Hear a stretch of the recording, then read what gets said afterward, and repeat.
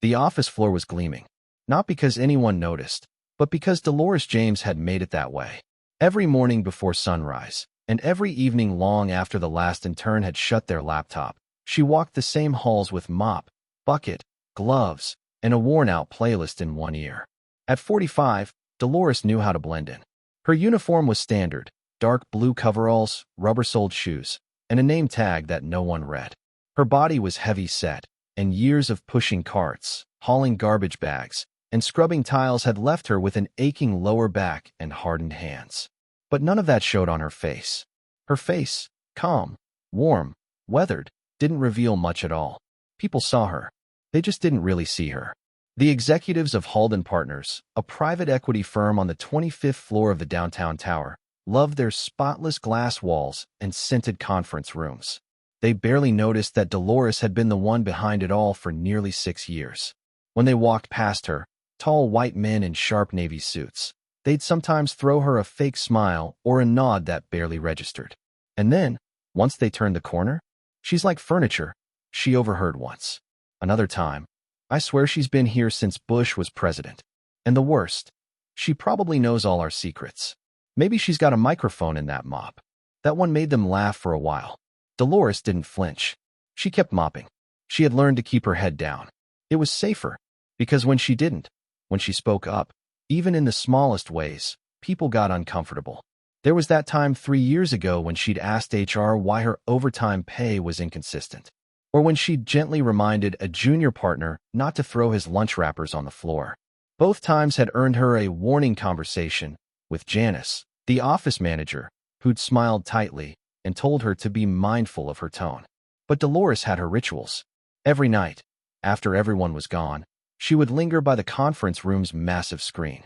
She didn't touch anything, just looked. Sometimes, if a whiteboard had been left covered in numbers or charts, she'd quietly read through the notes. She understood more than anyone suspected.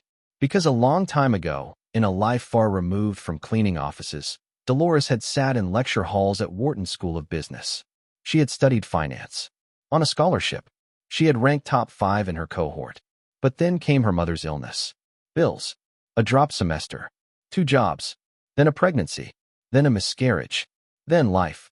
By the time she could think about going back, the door had quietly closed, and no one offered to hold it open again. So now she scrubbed toilets in buildings she once dreamed of owning shares in, and kept quiet, until the day she didn't. It was Thursday. Rain beat against the floor-to-ceiling windows, and the city below looked like a wet painting. Dolores had been called in urgently. Someone had spilled coffee all over the conference room carpet, just before a high-level meeting. She arrived with her cleaning cart just as the discussion was heating up. Inside were 7 white men in suits and 1 woman with a laptop. The screen showed complicated graphs, rising red lines, and blinking numbers. One of the partners barked, "That drop in client retention is going to kill Q4. Someone tell me what the hell's going on." Someone else mumbled about marketing spend. Another blamed the product team. The woman, clearly the analyst, hesitated. "Our churn is highest among legacy clients, the ones with older accounts. It's complicated." Dolores, on her knees blotting coffee, didn't mean to speak, but something in her snapped. She cleared her throat. "If I may." The room went silent. Everyone turned toward her. Her gloves were still wet. The lead partner raised an eyebrow. "You may what?" Dolores stood slowly. "Those clients," she said, nodding toward the screen. "They're not leaving because of marketing. They're leaving because the platform upgrades didn't account for user behavior differences across generations. Older clients aren't adapting well to the new interface." More silence. She kept going, voice steady. "If you segment retention by age and onboarding method, which I'm guessing you haven't, you'll see a steep drop in engagement post-rollout. And if you did a qualitative analysis of customer service logs, you'd probably find complaints about navigation and access." The woman with the laptop slowly turned toward the screen. Dolores added, "You could fix it with a dedicated legacy interface toggle, or even a personalized walkthrough video based on account age." One of the partners scoffed. "Where'd you hear that? In a cleaning podcast?" They laughed, but the woman was typing furiously now. Another man leaned over to whisper to a colleague. The head partner stood up. "Everyone out." 10 minutes later, Dolores was called back in. The head partner sat alone at the table. "Where did you learn all that?" he asked. She looked him in the eye. Wharton, class of '01. I didn't finish. He nodded slowly. You just saved us about $1 million. Dolores left the room without another word. But something in her posture had changed. She didn't feel invisible anymore. Not that she needed their approval. She never had. But now they knew. And soon, everything would begin to shift. By the next morning, everything felt different. The floor looked the same. The scent of lemon polish still hung in the air. Dolores still wore her dark blue uniform and wheeled the same cart down the same hallway. But eyes followed her now. Not in the usual way, not the casual glances that skipped past her like she was just background noise. This time, they lingered. Curious, confused, a little nervous. Someone had told someone else. The story had spread fast. Faster than last year's HR scandal. Faster than the Christmas party argument that got a senior analyst demoted. She said what in the middle of the meeting? Something about legacy interface toggles? Wait. She went to Wharton. Dolores didn't flinch. She kept moving, kept working. But in her chest, her heart beat like a slow, steady drum. In the break room, 2 junior employees were whispering while pretending to fill their water bottles. I always thought she was just the cleaner. She is the cleaner. Yeah, but dude, did you see Anderson's face when she started talking? Dolores entered. They fell silent instantly. She moved past them, picked up an empty cup someone left in the sink, rinsed it, and placed it in the dish rack. Morning, she said calmly. They murmured a reply and hurried out. Later that day, Dolores was called into HR. Her first thought was, here it comes. A reprimand for overstepping. An accusation that she'd disrupted a confidential meeting. A polite suggestion to stay in her lane. But the HR director, a woman named Carla, mid-40s, soft voice, always wore navy, greeted her with an odd look. Almost impressed. Dolores, she said, motioning for her to sit. That was quite a moment yesterday. Dolores kept her face unreadable. Did I break protocol? Carla blinked. Not at all. In fact, we've been asked to add a note to your file. For exceptional insight. Dolores raised an eyebrow. Carla hesitated.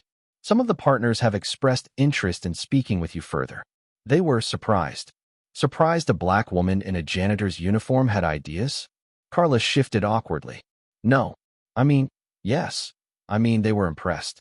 Genuinely. Dolores said nothing. After a moment, Carla cleared her throat. Would you be open to contributing some thoughts? Maybe informally? On a freelance basis? Dolores folded her arms. Are you offering me a second job? No. Yes, but not cleaning. Just consulting. By the end of the week, Dolores had been quietly added to 2 internal Slack channels. She was never formally introduced. Her name was never announced in an email. But her inbox began receiving links to quarterly reports, data breakdowns, product plans.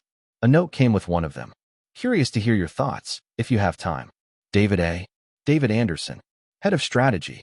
The same man who had laughed the loudest when she spoke up. It wasn't exactly a promotion. Her pay was the same. Her uniform still smelled of bleach by the end of the day. But the way people spoke to her began to change. Hey Dolores, you're good with numbers, right? You think we should run that retention campaign before Q1 ends? Someone even left a small black notebook on her cart with the note. Just in case you want to jot things down. She smiled at that one. But not everyone was pleased. One afternoon, as she was wiping down the glass in the main lobby, she heard a voice behind her, sharp and unmistakable. Enjoying your little 15 minutes? Dolores turned. It was Daniel Prescott, CFO, mid-50s, pink face, Harvard ring, a man who'd once called her sweetheart, in a tone that made her skin crawl. She looked at him calmly. Excuse me. You think one clever observation makes you an expert? He sneered. You think this is your lane now? She straightened. I think my lane isn't yours to decide. He leaned in. Don't get comfortable. People don't like being shown up. Especially not by someone who isn't even on payroll. Dolores held his gaze. You're not afraid of me, Daniel. You're afraid of what I remind you of. He stepped back, eyes narrowing. What's that supposed to mean? That some of us never got handed anything. That we had to be twice as smart to end up pushing a mop. She didn't wait for a reply. She walked away. That night, as she rode the subway home, Dolores sat with her arms crossed, the black notebook open on her lap. Inside were notes, ideas, calculations, words she'd whispered only to herself for years. She remembered sitting in the back row of finance lectures, scribbling equations with a worn pencil. She remembered the letter from Wharton. "We're sorry, but your scholarship cannot be extended past 1 year of non-enrollment." She remembered her mother dying in her arms. She remembered her dream dying right after. And now? Now she was back. Maybe not in the way she expected, but this time, they were the ones listening. By Monday morning, Dolores had grown used to the whispers. What she wasn't used to was being asked to speak, out loud, in meetings, by people with business cards worth more than her monthly paycheck. "Dolores, can I ask your opinion on that churn rate analysis? Do you think our onboarding strategy has blind spots?" It wasn't formal. She wasn't listed on the team roster. But people started looking at her. Not past her. Not through her. At her. And she answered every question with calm, thoughtful confidence. She didn't raise her voice. She didn't show off. She didn't have to. Her mind was sharp, and it had been waiting 25 years for someone to notice. The truth was, Dolores had once been on track. Valedictorian of her high school. Full scholarship to Wharton. Internships lined up before she turned 21. But then her mother got sick.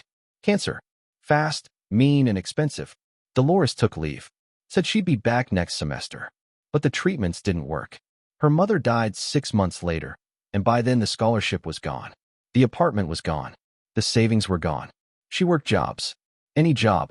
Cafeterias, laundromats, restocking shelves, mopping halls. She didn't finish her degree. And the more time passed, the more doors closed. "Why didn't you go back to school?" they'd ask. As if she hadn't tried. As if life hadn't slammed every door shut and bolted it from the inside. Now, in this high-rise of ambition and Armani suits, she felt the cracks in their facade. They were smart. But many were lazy smart, groomed for success, confident because they'd never had to fight for their place at the table. She was different. Her knowledge was deep, lived in. She saw the numbers and understood the stories they told. She had instincts no spreadsheet could capture. So when a particularly arrogant senior associate, a young white guy in his early 30s named Blake, tried to challenge her during a strategy session, she didn't flinch. "You're saying we should pull back international ad spend in Q3? He scoffed. "I'm saying you're paying $220,000 a month to get a 0.4% conversion rate in markets with regulatory flags and cultural misalignment. That's not spend, that's waste." The room went quiet. Even David Anderson, the head of strategy, blinked. Dolores continued, calmly. "If you pivot that spend to domestic segments with higher engagement and proven LTV, your ROI triples. You're chasing prestige, not profit." Blake opened his mouth, closed it, and sat back. David nodded slowly. "Let's run her numbers." And they did. And she was right. That week, Dolores was invited to join a closed-door session. No cart, no mop, no gloves. Just her notebook. And her mind. David introduced her simply. "Some of you already know Dolores. She has an uncanny sense for pattern recognition and market behavior. She'll be offering perspective today." Nobody laughed. Some raised brows. But nobody laughed. Dolores sat at the table. For the first time in years. And she belonged there. Of course, not everyone liked this. Daniel Prescott, the CFO who'd once warned her not to get comfortable, was watching. He began sending subtle signals. Reminders of her place. He requested she clean his office personally, even when it hadn't been used. He'd leave papers scattered on the floor, coffee rings on glass. Once, he spilled a protein shake on purpose, right in front of her, and said, "Oops, guess I'm just clumsy when I'm deep in thought." Dolores stared at the spill, then at him. Then she smiled. "Don't worry. I'm sure deep thought is a rare distraction for you." He turned red. But he didn't stop. That Friday, a memo went out. The company was launching a new cross-departmental initiative, the Voices Program, an internal think tank drawing insights from non-traditional employees. Dolores was named as its first lead. It wasn't a promotion. Not officially. But it was a signal. People were watching. Listening. That night, Dolores got home late. Her apartment was small but clean. Quiet. She removed her shoes, sat on the edge of her bed, and stared at her hands. They were rough from years of scrubbing. They were also now hands that shaped strategy, shifted budgets, and predicted market behavior better than most analysts.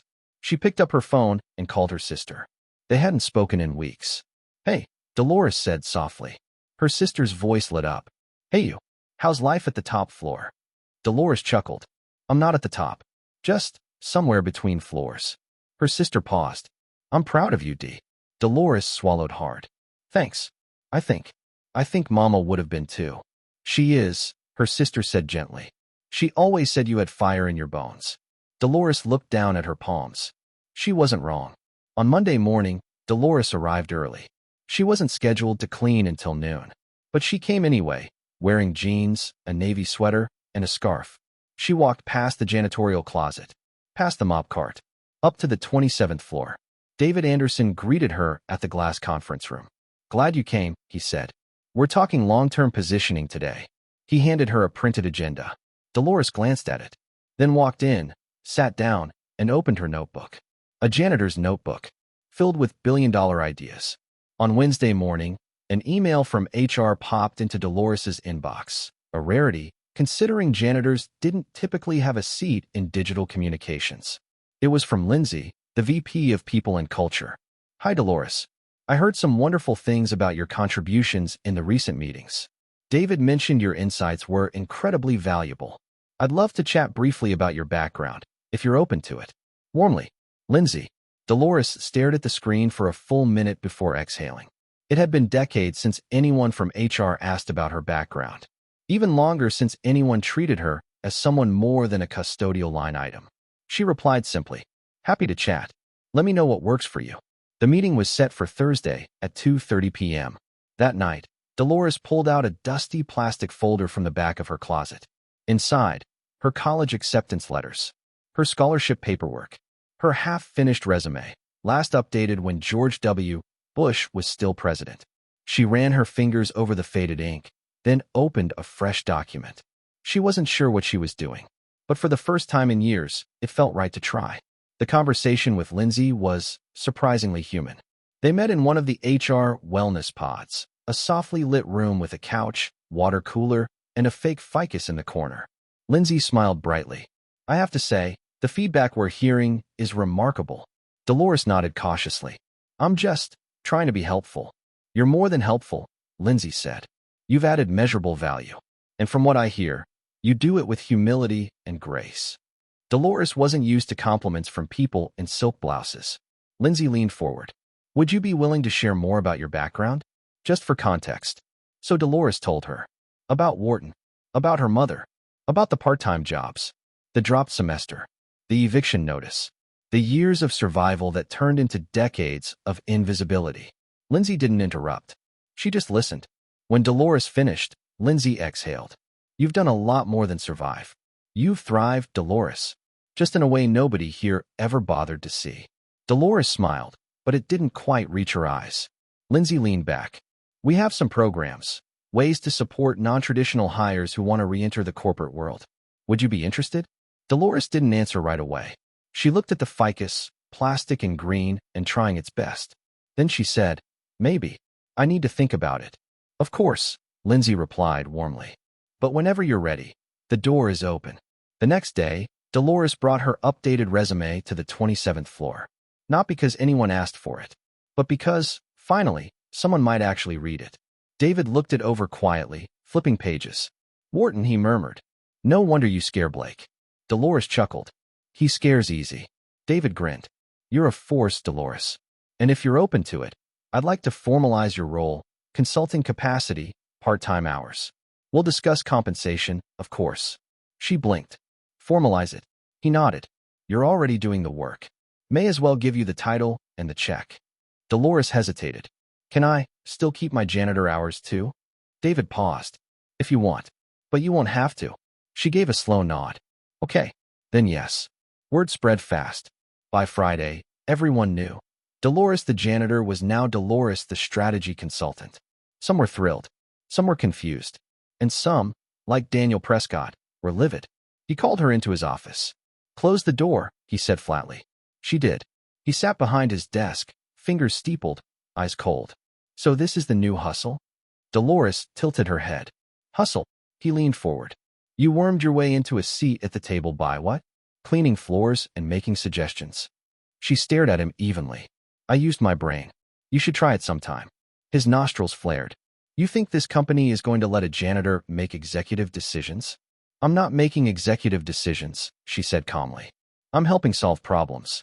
Something you might know more about if you spent less time playing king and more time doing your job. He stood abruptly. You're not special, Dolores. You're a distraction. A PR stunt. She stood too, slower, steadier. Then why are you so afraid of me? He didn't answer. She walked out. That weekend, Dolores met her friend Carla, another janitor from a different building, for lunch. They ate fries on a bench, watching pigeons fight over crumbs. You really consulting now? Carla asked, eyes wide. Dolores nodded. Just part-time. Carla shook her head in amazement. Girl, that's insane. Dolores smiled faintly. I still clean. But I also strategize. Carla sipped her soda. You always were scary smart. Dolores looked at the birds. I just stopped hiding it. On Monday morning, Dolores entered the 27th floor boardroom as a consultant. No mop. No gloves. Just a laptop, a blazer, and a sharp mind that had waited far too long for this. They were reviewing Q4 projections. She spotted a trend in the numbers others had missed, a sudden shift in user behavior post-campaign that could suggest either a product flaw or a competitor leak. She pointed it out, offered two possible solutions. The team stared in silence for a moment. Then one of the VPs muttered, How the hell did we not see that? David just said, Because Dolores did. That evening, Dolores rode the elevator down with a junior analyst named Priya, one of the few women of color in the building. I just wanted to say, Priya said shyly, you being here, it matters. A lot. Dolores smiled gently. I'm just doing what I can. Priya nodded. It gives the rest of us hope. As the elevator opened, Dolores stepped out. Then keep hoping, she said. And keep fighting. Monday evening, Dolores sat on her worn couch, sipping instant coffee. The apartment was quiet except for the soft hum of the refrigerator and the buzz of her thoughts. Her feet ached, but her mind was wide awake. The events of the last few days felt surreal. Her blazer still hung over the kitchen chair, as if to remind her, you did that. For the first time in years, she didn't fall asleep exhausted from physical labor. She fell asleep thinking. By Tuesday, the office buzz had shifted. At first, Dolores had been a curiosity, the janitor who said something smart. Now, she was becoming something else, a disruptor, a mirror to the status quo. And not everyone liked what they saw. Did you hear? Someone whispered near the break room. She actually caught a flaw in David's numbers. David's. She has a degree from Wharton, apparently. Well, she didn't finish, right? Still, what's next? The receptionist becomes CFO? Dolores heard the murmurs. She wasn't naive. There were smiles in the hallway now, but too many of them didn't reach the eyes. During a team strategy session on Wednesday, Dolores sat in the back, listening as they dissected the numbers from a failed campaign. Everyone danced around the problem, afraid to step on egos. Finally, she raised her hand. I think the campaign failed because you assumed your audience would see themselves in your messaging, she said clearly. But they didn't. The room fell silent. What do you mean? Asked Jordan, a younger white man in charge of branding. Dolores replied, you showed polished white faces, luxury experiences, and empty slogans about belonging. But your user data says most of your base is working class, multiracial, and deeply skeptical of corporate messaging. You sold them a lifestyle that excluded them. David leaned forward. And what would you have done differently? I'd have shown real people. Messy stories. Struggles. Something they could see themselves in. The room was quiet again, this time thoughtful. Noted, David said. At lunch, Dolores went to sit on her usual bench in the small courtyard, brown bag in hand. She liked the quiet, the air. But when she got there, two interns were already sitting. They looked up and moved their things without being asked. You can sit, one of them said shyly. You're kind of the office legend now. Dolores chuckled. Legend is a stretch. I just said what was obvious. That's exactly it, the other intern said. No one else says the obvious. She sat down and shared half her sandwich. But not everyone was inspired. Daniel Prescott wasn't just bitter now, he was plotting. He'd been with the company for over a decade. He'd mentored David, shaped hiring policies, built departments. And now, some woman from housekeeping was correcting projections in front of his team. He began asking questions around the building. Has she even signed a contract? Is there a background check on file? Does legal know she's advising on financial matters? It didn't take long before he pulled Lindsay into a meeting. On Thursday morning, Dolores was summoned to the HR floor again. She entered the same soft-lit room. But this time, Lindsay looked tense. There's been Some concerns raised, she said carefully. Not about you personally, more about process. Dolores folded her hands. Technically, Lindsay continued, you're still employed as a janitor. Your consulting role was never formally transitioned in terms of documentation. And Daniel raised questions about conflict of interest. Dolores inhaled deeply. So what does that mean? It means we need to make this official.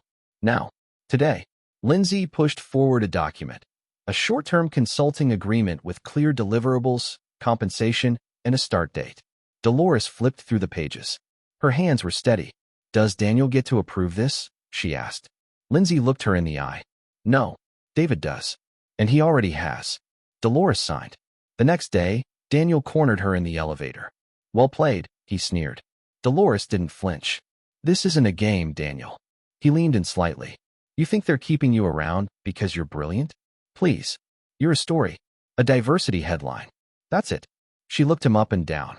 Then you better hope I don't write the ending. The elevator dinged. She stepped out. By Friday afternoon, a memo went out from David's office. Starting next month, Dolores Clark will officially join the Strategic Initiatives team as a senior consultant. She brings deep analytical insights and a lived perspective that enriches our decision-making. Her journey reminds us of a powerful truth. Brilliance is everywhere. We just have to be willing to see it. The email spread like wildfire. Some rolled their eyes. Some clapped. And some, mostly the younger staff, the interns, the assistants, felt something shift. Maybe the rules weren't as fixed as they'd believed. That weekend, Dolores visited her son, Malcolm. He lived across town, in a modest apartment with his girlfriend and their baby. Dolores brought groceries, diapers, and the world's softest baby blanket. Over dinner, Malcolm asked, so what's this I hear about you being on the strategy team? She blinked. You heard? I got friends in that building, Ma. People talk. She smiled. Yeah, it's true. He looked at her with a mix of pride and awe. Took them long enough. She laughed. That's one way to say it. Malcolm leaned back. You always told me to speak up when I had something to say. Took your own advice, huh? She looked at her grandson, sleeping against his mother's chest. I guess I finally believed I was worth listening to. By Monday morning, Dolores arrived at work not with her mop and gloves, but with a tablet in hand and a fresh navy blue blouse. Nothing fancy, but clean, crisp, and proud. She'd done her hair that morning, tied it into a low bun. Her reflection in the elevator door looked like a version of herself she hadn't seen in years. She didn't know if it was confidence or fear that walked beside her as she stepped onto the 14th floor. Probably both. The receptionist smiled at her differently now. Not in that awkward, avoidant way, but genuinely. Morning, Miss Clark. Morning, Dolores said, and tried not to show how strange that sounded. Her new desk was small, tucked into a corner, but it had a view, a chair that didn't squeak, and her name printed on a clean little nameplate. Dolores Clark, Strategic Initiatives. Her ID badge had changed too. No longer blue for maintenance, now silver. She logged into the system for the first time, her inbox already full. Welcome notes, introductions, data files from her team. She scrolled through them all, her hands trembling just slightly. No more brooms, no more bleach. Just data, strategy, and expectations. During the first meeting, David invited her to speak. The team had been working on expansion into a Midwestern market, but regional numbers weren't promising. Why is this stalling? He asked. Everyone looked to their tablets. Dolores didn't. You're offering too much. Too soon, she said. Your Midwestern base is conservative with money and time.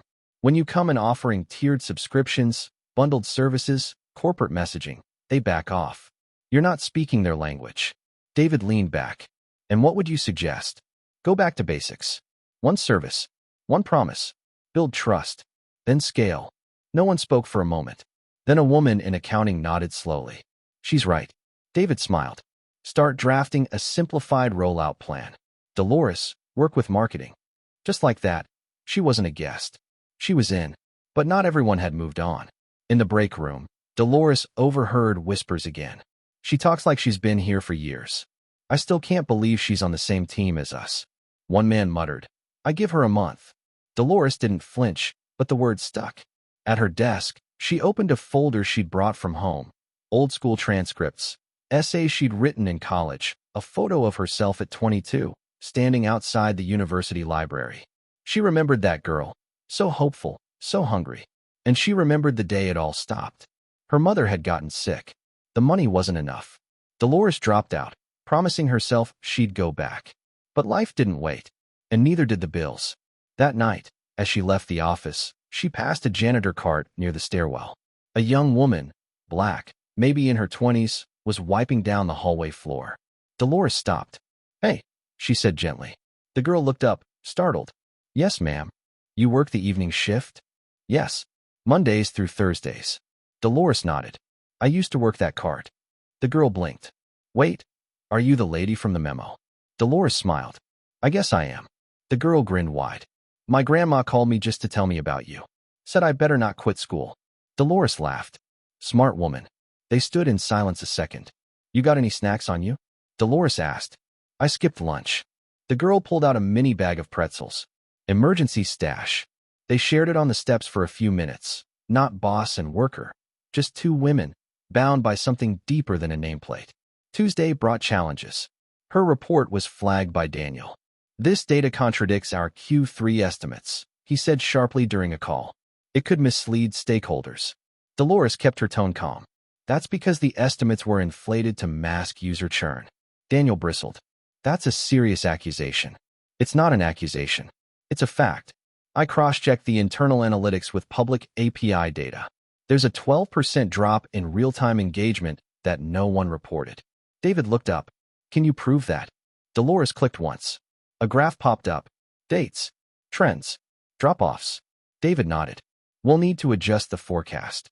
Daniel's jaw tightened. Dolores didn't smile, but she felt her voice getting stronger. That evening, she stayed late. Not to scrub toilets. Not to mop floors. To build strategy decks. She sat under the low buzz of overhead lights, clicking through slides, drinking tea from a mug that said, "Boss Lady," a gift from her niece. The janitorial team came and went. Some smiled and waved. One even saluted her jokingly. "Look at you now." Dolores laughed. "Took me long enough." By Wednesday, she noticed something strange. A few white-collar employees, people who once ignored her, started stopping by her desk. "Got a sec to run something by you? Can I ask how you figured that user drop-off? Would you mind looking over this proposal?" It was subtle at first, but clear. Respect was no longer whispered. It was real. On Friday, the company newsletter featured a short profile on her. From maintenance to management. Meet Dolores Clark, our new strategic consultant.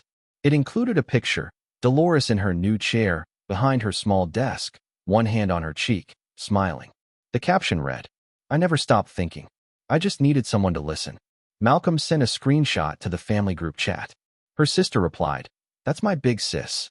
I always knew you had it in you." That night, Dolores sat at her table with an old college notebook in her lap. Half the pages were blank. She picked up a pen and began writing. "The first thing I ever fixed wasn't a strategy, it was a broken mop handle. But I learned early that just because something breaks doesn't mean it can't be useful. People are like that too." She paused, thinking. Maybe one day she'd write it all. Maybe she'd give voice to women who'd been silenced, who'd cleaned up everyone else's messes and were never thanked. Maybe this new job was just the beginning. She didn't know where it would lead. But for the first time in a long time, Dolores wasn't just surviving. She was rising. The following Monday, Dolores was invited to attend the weekly executive strategy meeting, the real one. Not just the morning scrums or brainstorming circles, but the long, polished mahogany table surrounded by the top brass. The place where the real money moved, where decisions about departments, jobs, and futures were made. She didn't expect it. Her invite had come in an email marked Priority Access, David W. Personal. "Dolores, I want you in this room. Bring your notes from last week." She stared at it for several minutes before whispering aloud, "Well, damn." She dressed sharply. A dark blazer that fit just right and slacks she'd kept in plastic since her last real interview, 10 years ago. Her niece had curled her hair the night before while they laughed over wine and old YouTube videos. "Don't let them scare you," her niece had said. "You've seen more life than all of them put together." Now, walking through those tall glass doors, Dolores repeated that line in her head like a prayer. The room went quiet when she entered. At first, a few raised eyebrows. Then David gestured. "Dolores, glad you're here. Sit next to me." that silenced the whispers. The discussion was deep into quarterly forecasts and an upcoming merger with a boutique analytics firm in Seattle. Dolores listened carefully. Everyone threw out terms: market cap, integrations, cost rationalization, but something didn't sit right with her. When the floor opened for questions, she lifted her hand slowly. "Yes," said a man across the table, Graham, head of corporate strategy. He said it like a challenge. Dolores nodded politely. "I reviewed the firm's public data. They've been inflating their valuation by including experimental tech that hasn't passed beta." He blinked. "Excuse me." She turned to David.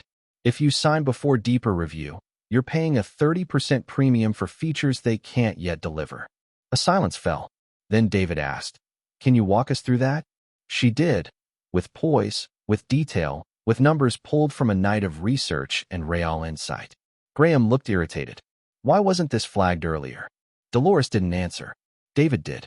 Because no one else looked that hard. After the meeting, as others filed out, David stayed behind. "You just saved us a 7-figure mistake." Dolores nodded, quietly proud. "Didn't sit right with me." He leaned against the table. "You have good instincts. And courage." She smiled a little. "Takes a bit of both to mop floors around some of your staff." He laughed. "Fair." Then, he said something she didn't expect. "I want to offer you a permanent seat at this table. Not as a courtesy, as leadership." She stared. "I know it's fast," he added, "but you've done more in 2 weeks than some have in 2 years." She exhaled slowly. "Let me think about it." Of course. That evening, she walked through the office in her new shoes, silent but deliberate. Her phone buzzed. A message from someone unexpected. "Claire, the marketing manager. You were incredible today. Coffee this week." Dolores paused. Claire had once looked past her like she didn't exist. Now, Dolores texted back, "Sure." Thursday, people were shifting. Some out of respect, others out of fear. But something inside Dolores shifted too. A quiet question. What if I belong here? Really belong? At home, she called her sister. "I got offered a leadership role today." "You're lying." "Nope." "Well, damn, D. Look at you." Then quieter. "You okay?" Dolores hesitated. "Yeah, it just feels fast. You know? Like they still see the mop bucket behind me." Her sister laughed. "Girl, they might. Let them. Just make sure they also see the fire." Dolores smiled. Maybe that was enough for now. On Wednesday, she stayed late again. It was almost 10 p.m. when she stepped into the elevator. As the doors closed, someone held them open. It was Franklin, one of the senior analysts. Mid-50s, gray at the temples, always polite but distant. He entered, nodded. "Ms. Clark." "Evening." The silence stretched. Then he said, "My wife read about you in the newsletter. Said you reminded her of her mom. She cleaned houses to put her through college." Dolores looked over, surprised. He smiled gently. "She said to tell you she's proud of you, even if she doesn't know you." Dolores swallowed hard. "Tell her. That means more than she knows." Thursday's coffee with Claire turned into something more. They talked not just about campaigns and audiences, but about life. Claire opened up about being overlooked in a male-dominated department. Dolores shared a bit of her past, though not all. By the end, Claire leaned in and said, "We need more voices like yours." It echoed in Dolores' head all night. Voices like yours. She hadn't heard that in years. Friday morning, she entered the office to find her old mop bucket cleaned, polished, and sitting by her new desk, with a ribbon tied around the handle. There was a sticky note on it. "Don't forget where you started, but never stop climbing." No name. She laughed softly. She kept the bucket, right there in the corner of her office. Because yes, she'd mopped floors. And yes, she'd found her seat at the table. But the journey wasn't about pretending her past didn't exist. It was about proving that it made her stronger. The office felt different now. Dolores wasn't just the quiet woman pushing a mop bucket past glass walls and open laptops anymore. Her presence brought a pause, a recalibration. Some nodded with nervous respect. Others avoided eye contact altogether. She noticed, and she remembered. The HR department invited her for a formal meeting, one she didn't expect but felt ready for. The email subject was reclassification and title discussion. She laughed at the name. Bureaucracy had its way of making big things sound small. She walked into the room, back straight, shoulders square. A younger black woman named Kiera, HR manager, stood to greet her with a warm smile. "Ms. Clark, it's an honor." Dolores raised an eyebrow, smiling slightly. You know my name now? Kiera grinned. Ma'am, everybody does. They discussed her new role. Not symbolic. Not honorary. A legitimate, salaried executive consultant position with leadership access and decision-making power in operations and risk assessment. But no more mop bucket? Dolores joked. Kiera tilted her head. Unless you want to keep it. I do. They both laughed. At the end of the meeting, Kiera added quietly, You've opened doors for others like me, just by sitting in that room. Dolores didn't reply at first. She was still absorbing what this all meant. But later that night, she sat on her couch with tea, her feet up, and whispered to herself, I did open a door. Of course, not everyone was thrilled. Graham, the head of corporate strategy, the same one Dolores corrected in the meeting, had been unusually quiet around her. Until now. He stopped by her desk later that week, leaning casually against the cubicle wall. You really stirred things up, he said, sipping coffee. Dolores looked up from her screen. Just trying to fix a few leaks in your boat. He smirked. You're clever. But people like me? We've been in this game a long time. Maybe too long, she replied, not smiling. He leaned closer. Watch yourself, Dolores. This place changes people. She held his gaze. I've already been changed. Life did that. This place. It's just a building. He didn't have an answer to that.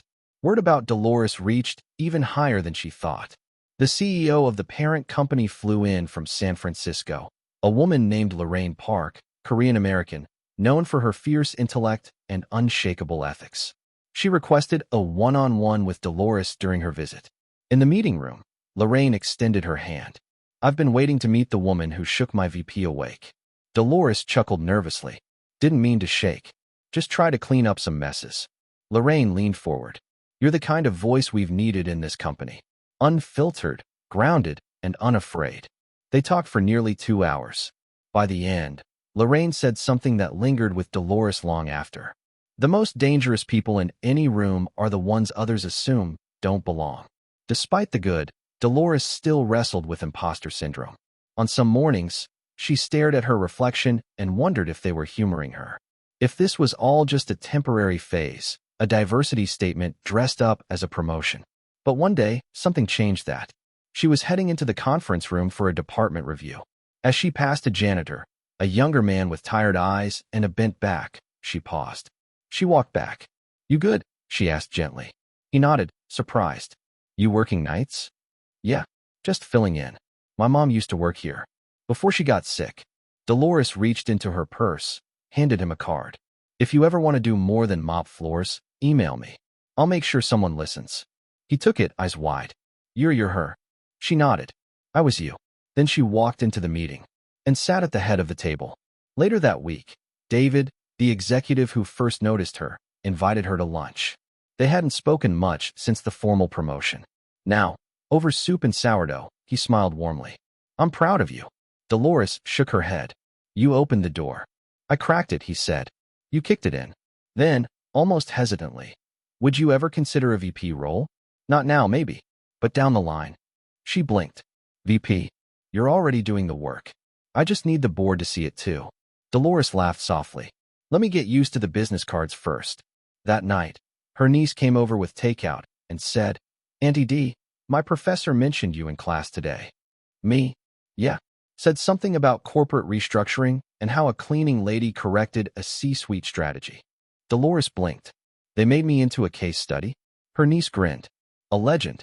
They ate noodles and laughed until their stomachs hurt. And when Dolores went to bed that night, she didn't feel like an outsider in her own story anymore. She felt essential. Dolores had been riding high, but success in places like this often came with a cost. And shadows never disappeared, they just moved with you. It started with the whispers. She'd pass by meeting rooms and feel the quiet pause. Laughter would cut short. Conversations would shift. Once, she overheard one white manager mumble, She's got a chip on her shoulder now. Another replied, Affirmative action works wonders. Dolores didn't flinch. Not outwardly. But she logged each moment in the back of her mind. Like a ledger. One morning, her email pinged. Subject, Internal Investigation Notice. Her heart stopped. Apparently, someone had anonymously submitted a complaint, accusing her of overstepping authority, creating a hostile environment, and undermining team cohesion. It didn't even make sense. Dolores barely raised her voice. She was firm, yes. She made database decisions and demanded the same from others. But she wasn't cruel. When she walked into Kiera's office that afternoon, the younger woman looked as if she'd been crying. I didn't want this to happen, Kiera said softly. But protocol. Dolores sat down slowly. They're trying to push me out. Kiera nodded. Not all of them. But someone with influence, wants you quiet again. The next few weeks were heavy. The meetings turned cold. Emails were shorter. Her ideas were questioned more than before, not with curiosity, but with suspicion. Graham, in particular, seemed emboldened. He called her suggestions interesting for someone without a completed degree. He interrupted her mid-sentence with phrases like, let's get back on track, or that's not quite relevant. The room laughed with him. Quietly, politely, safely. Dolores went home that night and cried in the shower, the only place she allowed herself to break. Was it all for nothing? Had she been stupid to think this place would truly let her in? But when she looked in the mirror, she remembered her mother. A woman who cleaned houses and still made time to memorize poetry. Who once told her, your dignity is not on lease. It's yours. Don't let them repossess it. And with that, Dolores made a decision. She wasn't going anywhere. She started documenting everything. Every meeting, every email, every subtle shift in behavior. She spoke with Kiera again, this time asking questions like, who approves these anonymous complaints? Who's on the internal review board? She wasn't threatening, yet, but the way she spoke made Kiera sit up straighter. You're going to fight this, Kiera said quietly. I've fought worse, Dolores replied. I just need allies now. One showed up unexpectedly. It was David. He pulled her into an empty conference room one afternoon. He looked frustrated, nervous. I know what's happening, he said. Dolores folded her arms. Do you? He nodded. It's Graham. He's building a narrative. Quietly. Strategically. He wants you out before the next quarterly review. He's been whispering to board members that you're a risk, that you've made enemies. All coded language. Dolores took a deep breath. David leaned closer. But here's the thing. You've got leverage. She frowned. What kind? He pulled out a printed chart. It showed the company's performance metrics, all rising, with annotations marking her involvement. You've saved this company hundreds of thousands in 3 months, he said. They won't admit it. But they know. Dolores stared at the page. I'll support you, David added. Publicly, if needed. She started preparing a presentation. Not just numbers, a timeline of her contributions, paired with evidence of subtle discrimination and targeted undermining. She didn't want revenge. She wanted the rot exposed. The board meeting was scheduled for Friday morning. She spent Thursday night rehearsing in her living room, her niece coaching her on tone and clarity. You're not just fighting for yourself, her niece whispered. You're fighting for the next black woman with a mop who dares to speak up. Friday morning, the conference room was full. The board members, the executive team, even Lorraine Park had dialed in via video. Dolores stood at the front.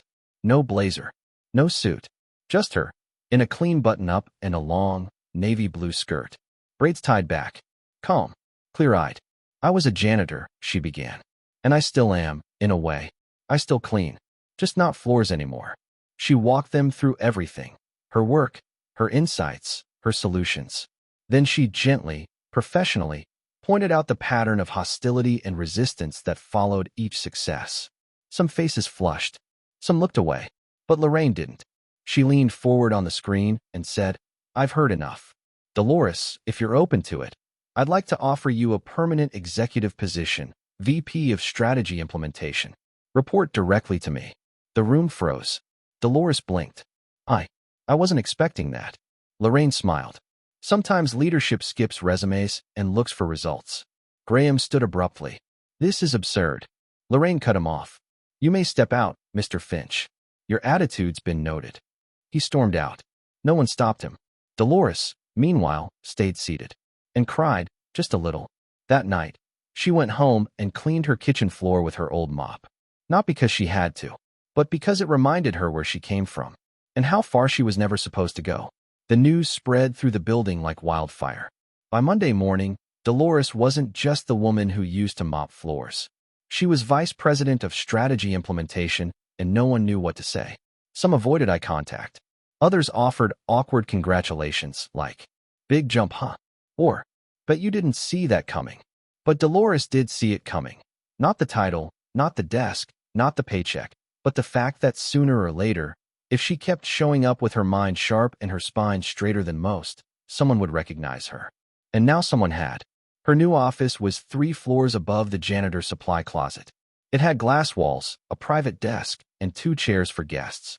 But Dolores left the door open all day. She placed one item on her desk first, a framed photo of her mother holding a broom in one hand and a baby Dolores on her hip. Under the picture, she added a small note. Never forget who you are, or where you cleaned. David stopped by on her first day. He brought coffee. I'm still trying to wrap my head around it, he said. Dolores smiled. Me too. He paused. You know they're watching, right? Waiting for you to fail. I know. You ready for that? She looked out the window, across the skyline, where clouds were parting just enough to let some light fall over the city. I've been watched my whole life, she said. They just never expected to see me from above.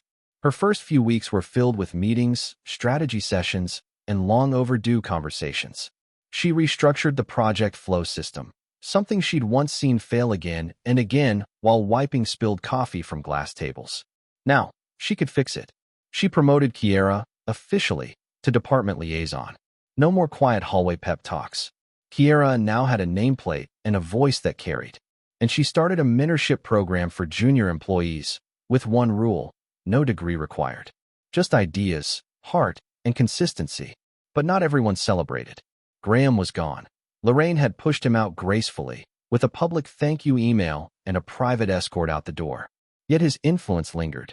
A few board members still questioned Dolores's qualifications in subtle ways.